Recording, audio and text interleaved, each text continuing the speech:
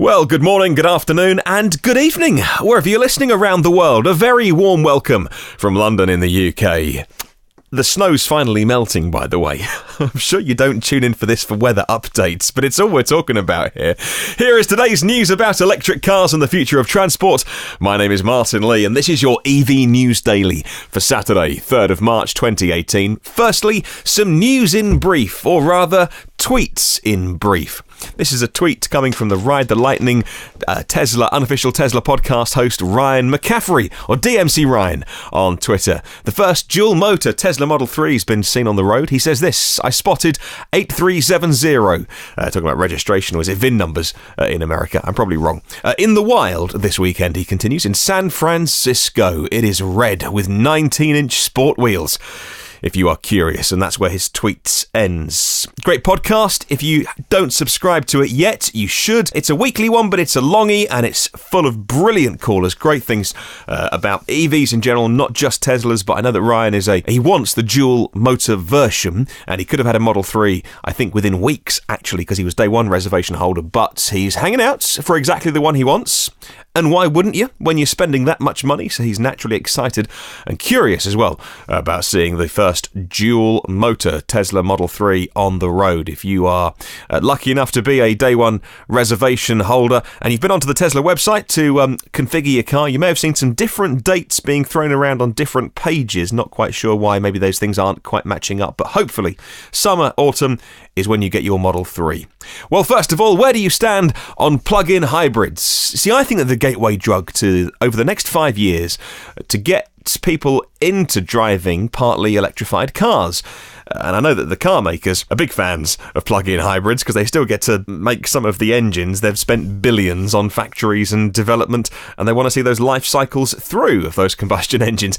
Well, plug-in hybrid versions of cars provide a safety net for those who worry. For the one long trip they'll go on each year to go see a long-lost relative that's 600 miles away, somehow the tabloid newspapers have told them a story that batteries don't go very far and that you can't charge them up. So they like the safety net of the engine, and I think for that reason we shouldn't be too prejudiced. Others say that if you're going to plug a car in, just plug a battery car in and stop burning fossil fuels. One of the most effective engineering solutions is the way that VW drivetrain works so well in the Golf GTE and the Passat GTE. They're really lovely. I've not driven the Passat GTE, but they're gorgeous.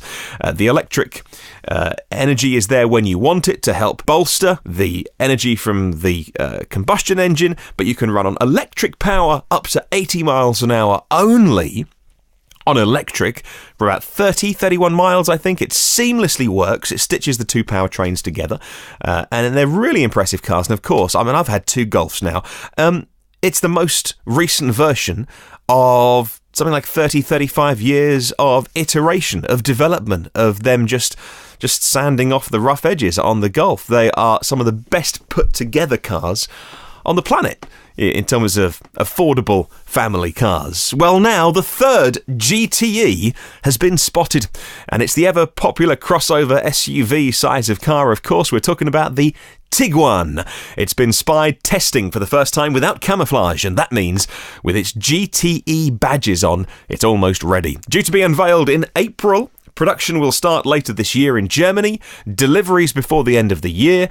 The Tiguan will do around 0 to 60 in 8 seconds if it uses the same powertrain as the Passat, a 10 kilowatt hour-ish battery on that, and that's fast enough. That's all you need. Good sized car, and a great car as well, the third GTE. Well, meanwhile, in the bit of Volkswagen that makes rather larger battery packs, the new e-Golf is going down very well in Western Europe. According to Inside EVs, it was the best-selling battery electric vehicle in Western Europe in January of this year, with 1,864 registered models. That's only a few more than the Zoe and the i3. I mean, really only a few more. It was beating it by literally almost single figures. But a win's a win. They'll take it, right? The 36 kilowatt hour battery It's nothing to write home about, but on recent cold weather test videos, I saw one on YouTube. It fared the same as the new Leaf with a smaller battery, and in fact both were beaten by the Hyundai Ioniq with its teeny weeny battery. However, Renault will point out that the Zoe is in production constraints at the moment, but, you know, they could have sold more of them. They should have made more of them. Well, in North America, EVgo is cutting the cost of public charging, they say, by drastically simplifying their offering. Public charging seems to be a bit of a battlefront with lots of activity around the makers of the charge points, the installers, the businesses who often foot the costs themselves of having them installed to attract customers or patrons. Well, EVgo is launching a simple pay-as-you-go option alongside a $9.99 a month membership. There is a caveat to say that what you'll pay depends on where you are. Membership pricing is by the minute, costs from 15 cents to 21 cents around America per minute.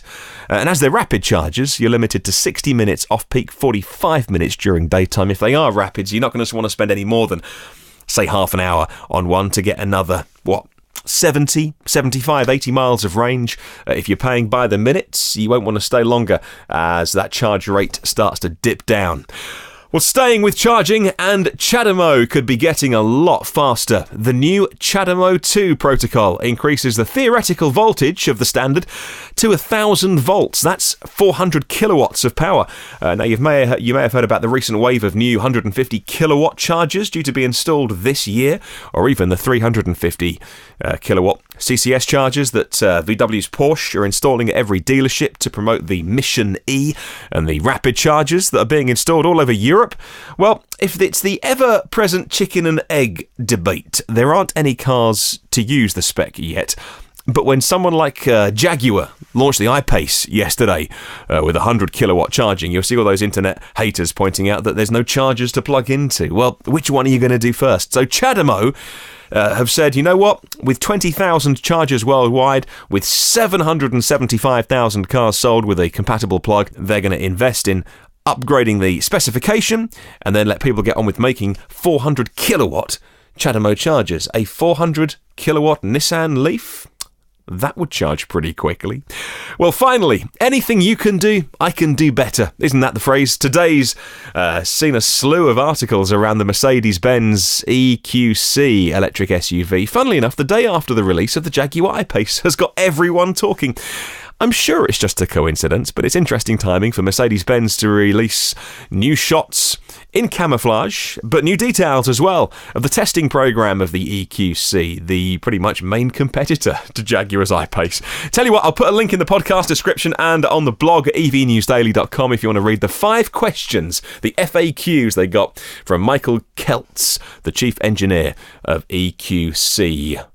Well, thank you for listening today. Hope you enjoyed it. We'd love to spread the word about electric cars, so please do share this with at least one person who might be interested. And reminder, all of our previous podcasts are on iTunes, Google Play, and most recently, Spotify's podcast section. Whilst you're there, subscribe for free. If you want to, do it now, and then it's a weight off your mind. You get them automatically, and you get them for free whenever you load up your podcast app. It would mean a lot if you would leave a really quick review or a little star rating. I know everyone asks that, and let's face it, can't be bothered sometimes, but if you've got 2 minutes, it would mean a lot.